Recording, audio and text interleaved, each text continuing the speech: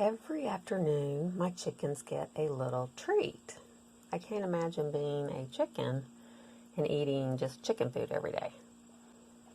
I pick up this Clean and Free, which is birdseed that's already been shelled, and I have little yellow cherry tomatoes all over the yard. And I also buy wheat berries at Whole Foods.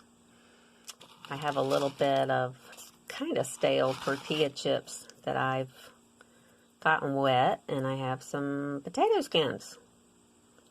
They love this. They go crazy. You will see in a moment.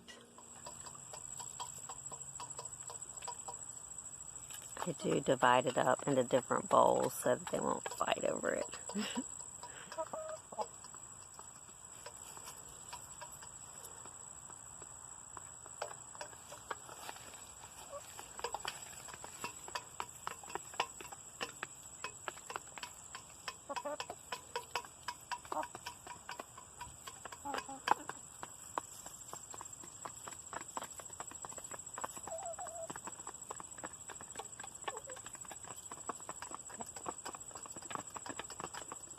Some of the chickens like the tomatoes, some don't. It's really interesting.